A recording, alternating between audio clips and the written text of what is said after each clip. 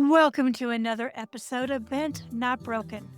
Heartbreak and trauma may feel like the end of your story, but here it's the beginning of a bold new chapter. I'm your host, Coach Deborah Griffiths, and this is the space where women rise, rebuild, and rediscover their purpose. Remember this truth: you are bent, not broken.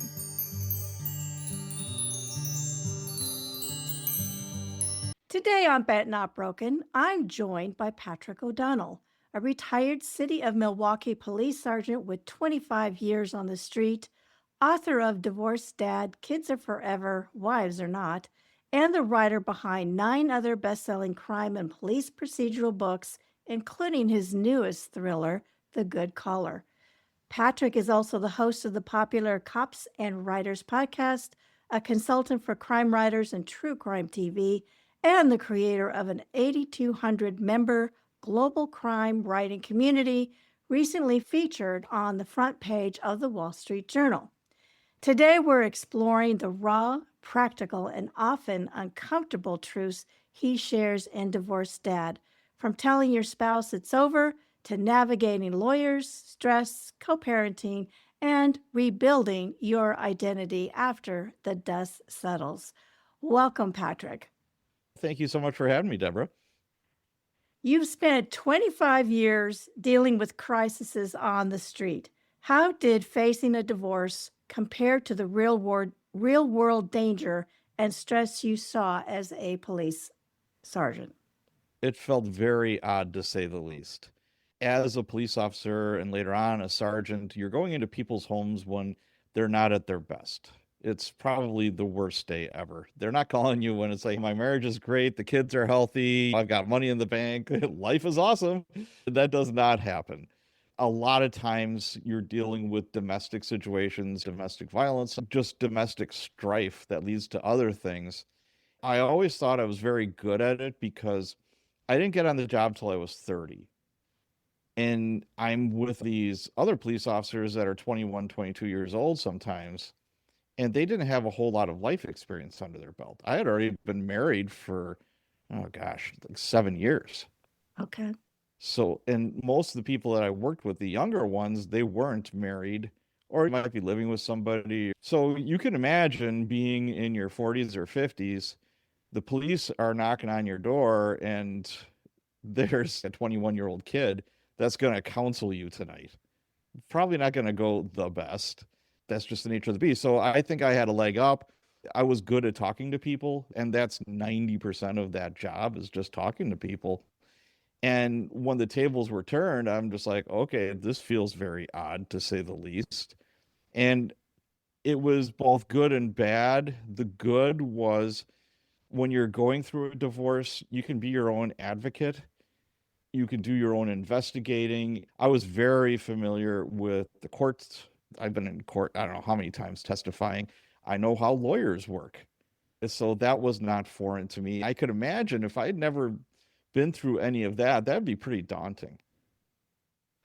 Oh, I can imagine. Well, even myself having gone through a divorce, walking into a courtroom, it is pretty intimidating. It Uh, is. so it's good to get your ducks lined in a row. Yes.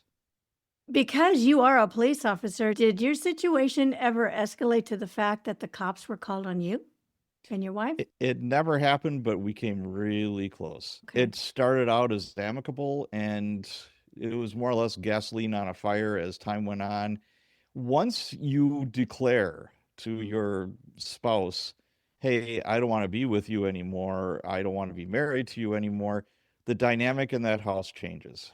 Some people might be able to pull it off. They might be able to live together. You're like, okay, I'm going to stay in the basement. You have the upstairs, whatever the case may be. We didn't have a very large home. It was about 900 square feet. It was a 3-bedroom ranch, about 900 square feet. The basement was finished, but you're going to be bumping into each other. It came to a boiling point. I'll never forget it. I was out on a motorcycle ride. I came home. My ex didn't even wait for me to get inside and started screaming at me. Neighbors started coming out, and I'm like, okay, it's time to get out of here. I can't have the cops being called on me because at the time I was a sergeant, which would mean a lieutenant, somebody of a higher rank, would have to come out and investigate. It's embarrassing. B, internal affairs is probably going to get involved in this. And C, I might lose my job. Right. I had a whole lot riding on this, so I bowed out and I'm like, you know what? I am going to leave. I will be at the house when you're not here. I know your work schedule. I'll take the kids back and forth to school. I'll do all the dad stuff still, but I wound up sleeping in the basement of a buddy's house for I think it was 2 months, maybe three. I don't know. It felt like forever. It was very nice of him to do that, but I'm still couch surfing and I'm a grown man. I'm 46 years old. And here I am sleeping on my buddy's couch. And I'm like, okay, this sucks. Right. That's when reality really slaps you in the face. And you're like, try to avoid that somebody calling the cops on you because emotions are really running high. There's a lot of tension. And you're best just to walk away from that, let it cool down, let things settle if you can. In your book, you emphasize telling your spouse about the divorce in a calm, sober, private setting. Why do you believe the how matters as much as the what? I believe the how is just as important because with divorce, it's a milestone. You will be judged by this forever. You're going to remember this forever. If your kids are around, they're going to remember it forever. It's a huge deal. So how you go about this, I know people that they went out drinking and then they tell their wife, at 2 o'clock in the morning, I don't want to be with you anymore. Not the best way to do it. You're not going to have an intelligent conversation about something that's going to impact you, your spouse, and your children forever. So keep that in the back of your noodle and say, hey, you know what? This is important how I present this because that might set the tempo of the whole divorce process. Do you think someone should go to a neutral location, a quieter location out of the house is the Well, most ideal setting? ideal setting for me was the kitchen table, especially when the kids were not home. They're at school or whatever. You're well rested, you're sober. I know these things sound like no-brainers, but I've plenty of friends and instances where I was called to people's homes where they were none of the above. And you may think again, that's just common sense. Well, that doesn't always come out like that. Or it's the heat of the moment, it's been bottled up inside you forever, and you just kind of blurt it out at an inopportune moment. If you can, try and plan it. And like I said, kitchen table is great for me, maybe driving in a car, wherever you feel comfortable, and you're not going to get distracted. If I've been married to you for 23 years and I say, hey, I want a divorce, there's going to be questions. There's going to be reactions. Stay tuned. That's going to happen. Emotions, lots of emotions. Yes. You talk a lot about having an exit strategy. What mistakes do people make when they leave without a plan? Well, what happened with me was like things were boiling over at the O'Donnell house. So I wind up on my friend's couch in his basement, and her parents bought her a house. My ex, they bought her a house in a surrounding suburb. And I knew this was happening. And it was the day before moving day. And I said, tell you what, I'm just going to leave the city. I'm not even going to be around. I'm going to go to a buddy's house for the weekend. He already said I could hang out with him. I said, just be nice and remember I have to live here too. And the kids have to live here too as well. It's not all about you. It's everyone. My advice is, and I should have listened to my lawyer. When I told my lawyer about moving day, he said, sit down, grab a steno pad, and divide everything down to the toaster, blender, silverware, pots, pans. It might sound trite or silly, but I like toast. And when there's no toaster, that's not a lot of fun. Money is super tight. So what happened was I did not do that. I said, just be fair. And she's like, okay. Fair to her was taking everything. It was like the Grinch came and stole everything out of my house. Every appliance, and I mean every appliance, washer, dryer, stove, refrigerator, even though all those things were in her new house. She did it just to screw me over. For years, they're still in her garage, still in her garage.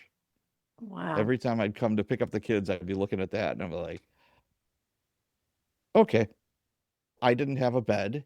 The only thing that I had was a cooler in the garage, my motorcycle and my truck, which were both old, and a TV that didn't work. It worked about half the time. As a blessing, I started reading more. The grocery store that I used to go to had a dollar bin of books. And I'm like, yeah, okay, there's my entertainment, the dollar bin. I started reading a lot more books. So that was a good thing. And, I came back. It was a Sunday night. It was a ripped up couch, a ripped up chair, a TV that didn't work, a cooler, and nothing else. I just walked around and I was literally in shock. I had my clothes. She left my clothes, so that's good. And I started crying. I cannot believe this is happening to me right now. I thought for sure she would be decent about it. Obviously, she was going to take some stuff with her. I expected that. But everything, the self entitlement that she felt. And again, it was her mother was the orchestrator of all of this. I found out later. The kids told me the moving van is halfway full, and she's like, "Keep going, keep going, keep going. Take everything, take everything, take everything." And she just listens to her mom, and I'm just like, "Well, you're an adult. You should know better." I told my attorney, and he's like, "It's out of the house. You could try and arbitrate that. You could try to negotiate that." But he said, the cows are out of the barn, dude. He said, "You should have listened to me." And I'm like, "Yes, I should have listened to you, but I didn't. I thought I'd be a stand-up guy." Well, no good deed ever goes unpunished. So, and Right, right. I had two dogs, and she left the two dogs, and our agreement was they were the kids' dogs. Wherever the kids were, the dogs would be with them. If Okay. it was my time with the kids, the dogs would come with them. No, she never took them, and she didn't want them in her new house. They shed too much, she said. It's almost like my situation when as I was moving out of my house at some point in time, back and forth, I could only take so much at a time in my car. My ex had the locks changed, so I Oh, could God. not get all of my belongings out. I Mm, called the sheriff, and they wouldn't do anything. that's rough. It Gosh. is what it is. I can do this.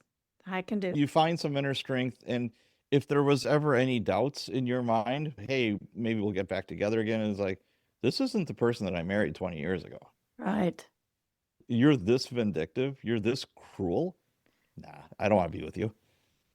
That's not love. Not Not even even close. close. You strongly advise people to get a good lawyer and come prepared. What are some of the top questions someone should always ask in that first meeting with their attorney? What's this going to look like? Most people have not been divorced before. And it's like, okay, what, give me a snapshot or an overhead view of what a typical, even though, there probably isn't a typical, but close to a typical divorce looks like. The biggest thing for me, I had two kids. We didn't have any money. I was a cop and she worked in a kitchen. My kids were going to private school. They were doing club sports. We drove nice cars. We had no money, plain and simple. So that was a no brainer. It's like we split the debt 50-50. We didn't have any equity in our house. So finances, one of the first questions I asked my lawyer was, how much is this going to cost? And that's a very valid question. This is about 13 years ago, and he was 350 bucks an hour, maybe 300 an hour. And he wanted a retainer. I think it was like 3,000 bucks. And I was amazed by how quickly I blew through that retainer. Holy cow. You go through that money fast. So I asked, what should I expect? And he said, well, Wisconsin is a 50-50 state as far as your debt, whatever the value of what you have and whatever you owe is 50-50. And with the children, it's assumed that you're going to have 50-50 placement in custody.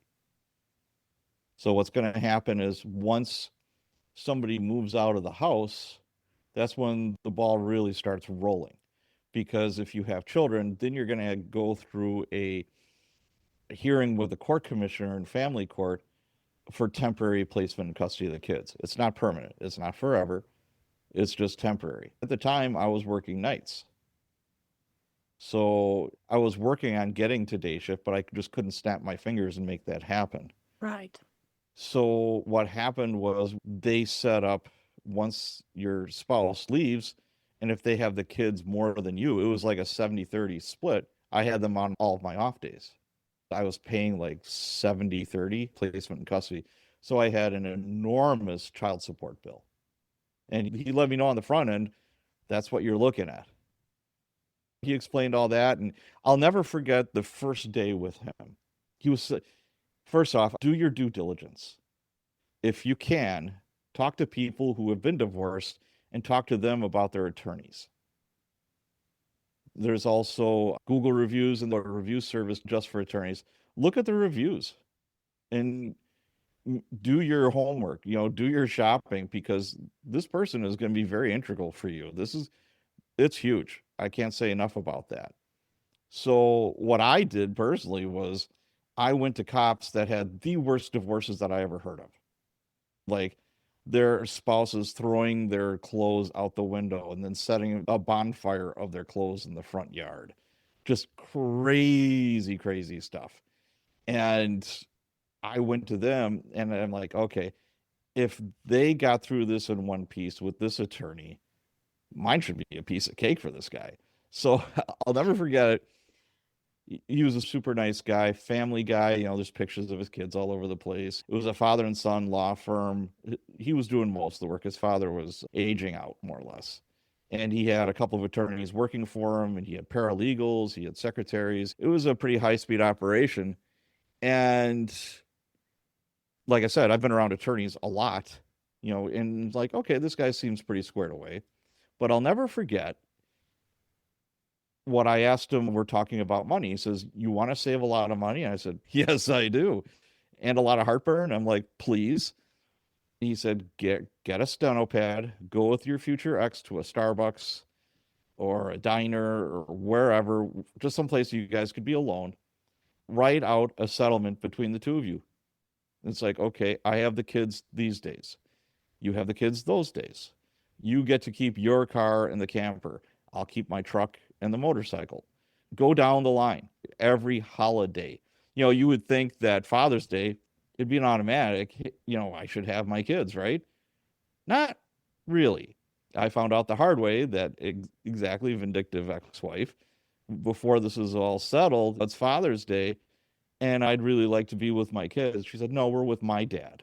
That's what Father's Day is to them now. I'm like, okay, that's fine, whatever. He said, hammer out a potential agreement between the two of you, bring it back to me. Don't give away the farm, but bring it back to me and we'll see what happens. And I might as well have taken a mannequin to Starbucks with me because she got her own attorney, and between the attorney and her mother, they had her brainwashed, and she thought she was going to get everything. She was going to have the kids 100%. And it was just one game after another. But when the smoke cleared, my attorney was so honest with me. He's like, you saw that Mercedes in the parking lot? And I said, yes, I did. I knew cars really well. I used to sell them before I was a cop. I said, that's over $100,000 car. He says, oh yeah, and I take my kids and my wife on a really nice vacation every year. I live in a nice house in the suburbs. He says, I don't need your money. I've got so much work. I've got more work than time. He says, I will help you because you seem like a nice guy. But if you could hammer this out, you could save a ton of money and heartburn if the two of you can figure this out yourselves. So fast forward 2 years, all kinds of money and heartburn. And that agreement that I had on that steno pad is what we wound up with. Wow. There's a lot of truth to what you just said. Kudos to you for finding an honest, down to earth attorney. But sitting down and trying to iron out that agreement prior to meeting your attorney can save you a lot of heartache and a Yep. lot of money. What do they say? That KISS principle? Keep it Yeah, simple. Keep it simple and be fair. At the end of the day, if you're entitled to 50-50, that's what, unless there's some extenuating circumstances, right. that's pretty much what you're going to get. Wisconsin is a no fault divorce state. You don't have to prove, like, hey, you know what, she was a big meanie, she did this, she did that. No, it Yeah. doesn't matter why. It's just, Adultery, any of that. it does not That's matter. right. The only thing Right. that matters is you're both splitting up and you have to divide everything. And the biggest thing for me, like I said before, were the kids. It's like, yeah, it really sucks right now. It's very hard, but you'll come out the other end and you'll be okay. In your book, you were really open about hitting rock bottom financially, emotionally, and physically. What helped you climb out of that dark period? If there's ever a time to lean on family and friends, that's it. You One, encourage finding a support team. absolutely. I'm sure there's support groups for people going through divorce or freshly out of a divorce. I'd probably just Google it. You'd find them. But I had enough friends. The great thing about being a cop was, it's a brotherhood, it's a sisterhood. And you stay very close to the people that you're with, and they kind of go through it with you. I had a good friend network. So I was very, very lucky that way. I leaned on friends and family. And one of the biggest things that helped me climb out is I'm a gym rat. I love going to the gym and working out. Physical exercise was the best thing. Being a cop, unfortunately, our divorce rates are sky high. And I saw a lot of guys and gals, well, the way they would cope with it is, drinking. The answers are not at the bottom of a whiskey bottle. What it does is compound your problems when you're doing it. Fitness was huge to me. I got into the best shape I ever been. If I don't have my kids, I'm just going to go work out. Try and turn it into a positive. Go outside in nature for a little bit. Take a walk. You don't have to be benching 400 pounds. Just get your body moving. It feels good. Maybe take this opportunity to join some club or something. Put yourself out there. Just baby steps. It's not going to be conquered overnight. Find a way to manage the stress because it is a Yes, very stressful, it is. stressful situation. It really is.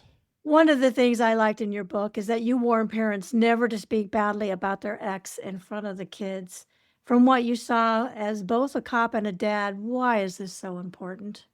It's still mom. It's still dad. Any kind of adversarial stuff should be between mom and dad or grandma and grandpa. Let kids have their childhood. Let kids, it's like they put mom and dad, depending on their age and their maturity level, up on a pedestal. And that's okay. Let them. You don't want to be the one saying mom is a biatch. You don't want to say that, mom is incredibly greedy and self-centered and over, pick whatever. And what really opened my eyes when I was going through my divorce, one of my buddies that was also a cop, he was a big gym rat as well. We just got done working out together and we're going to go grab a bite. He's on the phone and he's just letting F bombs roll like crazy. And like, she's this, she's that, blah, blah. It was borderline shocking to me. He got off the phone. I'm like, who are you talking to? My daughter. And I said, who are you talking about? My mother-in-law. And I'm like, that's her grandma. Let her think that grandma's the best thing on planet Earth. Even if she's not, who cares? This is between you and grandma. Let this little kid be a little kid. They grow up That too fast anyway. absolutely. I totally agree with that. And I have found in my situation that eventually the kids see the truth for what it is. Every time, Let yes. let them figure it out on their own. In the meantime, take the high road. Absolutely.